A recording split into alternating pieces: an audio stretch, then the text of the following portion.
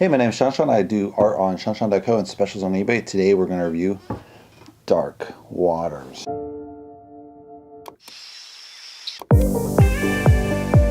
So Dark Waters is this film by Todd Haynes. It's 2 hours 6 minutes, kind of long, but I mean for this style of biopic I think you kind of need to cover a lot because the cases go over 20-30 years. Robert Bilott is the key lawyer. He's played by Mark Buffalo, the Incredible Hulk. Anne Hathaway plays Julie Bilott, the lawyer's wife. Tim Robbins plays Tom Terp, the CEO of the lawyer firm. Victor Garber is Phil Donnelly, the CEO of DuPont. So the story is this lawyer just makes partner, that's Robert, and his law firm specializes in chemical companies. They don't have DuPont. They're kind of trying to go for DuPont as a partner, as outside counsel representation. And this farmer shows up at the law firm, and the law firm's like, hey, I think there's something wrong with my soil. The cows are dying. I think it's related to this landfill that's run by, I think, the next door. They don't know who it's run by. So this guy's like, I don't want to deal with this. And he goes home and he sees that his grandma is related to this guy. He took care of him when he was a little kid, so he kind of owes him a big favor, right? So he's like, all right. So he approaches the boss, says, hey, we need to investigate. It looks like there's something wrong with this landfill. And the boss say, fine, just limit it just to this landfill. That's it. So he starts digging in. He goes out to the farm. They have 190 cows dead. So it's just a crazy amount of cows. And so then they have to sue DuPont. They're all pissed about it, of course. So DuPont responds by sending them like boatloads of documents all the way up to the ceiling. So literally a 300 square room filled with documents. And so they think they're going to swamp them with all this documentation. So, Robert responds like, oh, they're trying to snowball us, so we'll just go through all this documentation. So he sorts all these boxes out by year, by category, by incident, by site. And then he uncovers this mysterious element called C8 or PFOA.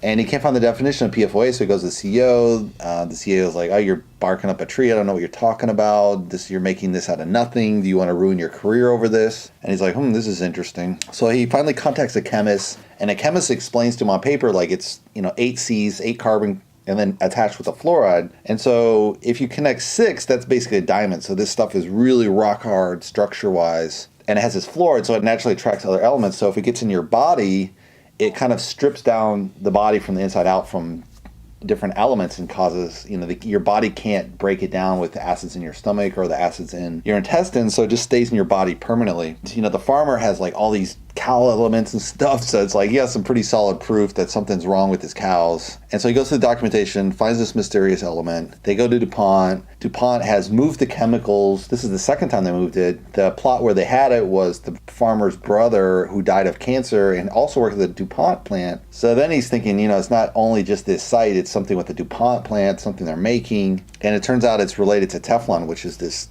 substance that everyone uses on their frying pans. And originally it was designed for tanks in the 40s, 50s. And then DuPont said, hey, maybe we can use it somewhere else.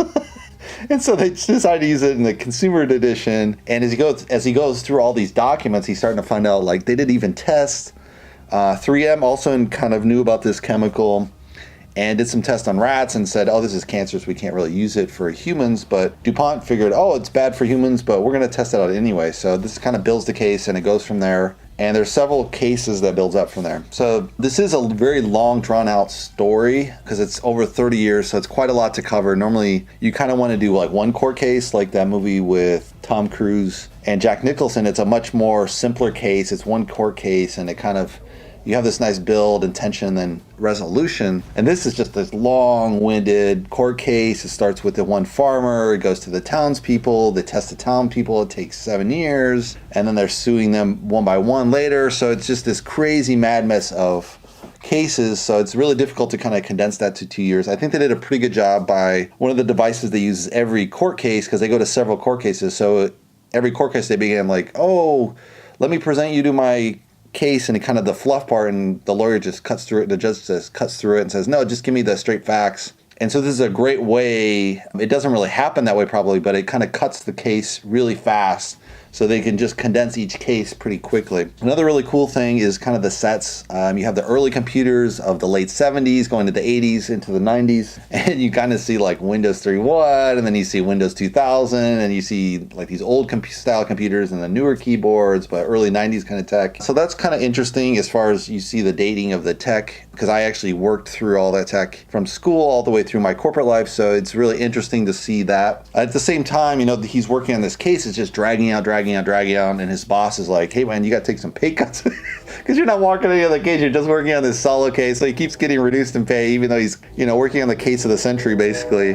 So at the same time, his wife is kind of defending him, like, hey, you got to support him, he's not taking this well.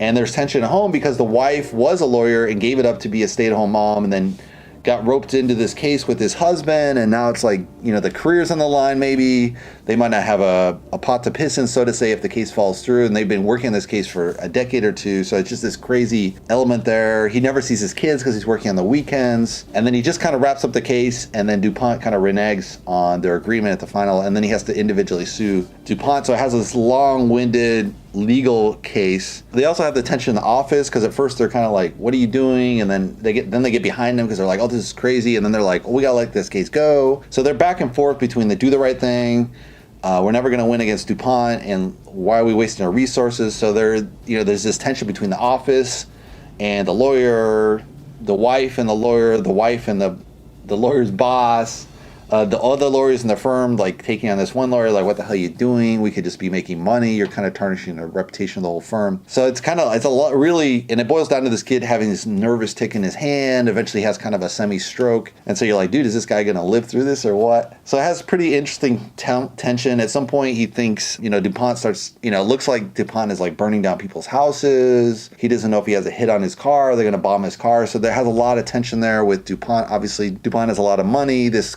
chemical C8 that they use in Teflon, they're literally making like $1 billion a year on this. So any fines, unless it's really substantial, doesn't make a really dent in their bottom line, so to say. I think overall they did a pretty good job. I think, you know, other critics mentioned that the accent was kind of cornball from West Virginia, but West Virginia is kind of a backwater, similar to like the backwaters of Texas or Oklahoma or Missouri. Is going to have a really thick accent. They don't present the farmer probably in the best light, but on the other hand, you know, those critiques might actually be DuPont feeding it into these critiques' ears, so to say. Who knows, you know? But yeah, you get a little bit of that kind of, because I've grown up in the farmland and in the city, so I kind of get that feel of like, if you're a farmer, you kind of say, well, this is really a farmer, but on the other hand, it looks so dark and dank. But a lot of farms do look kind of like that. They're just, you know, they're a really conservative run type of business where you just put the minimum into the barn, the minimum into the land, and you're really living kind of hand to mouth. You have a couple boom years, you save the money, and then you have some rough years and you burn through that boom. So you really need that buffer zone of savings. So you have to live a really conservative lifestyle physically, you know, as far as, you know,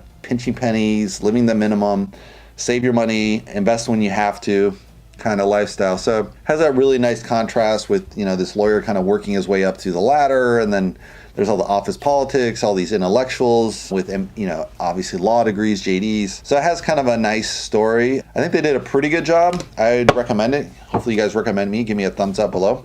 If you want to subscribe, you can subscribe below. And I'll see you in the next movie review. Thanks for watching.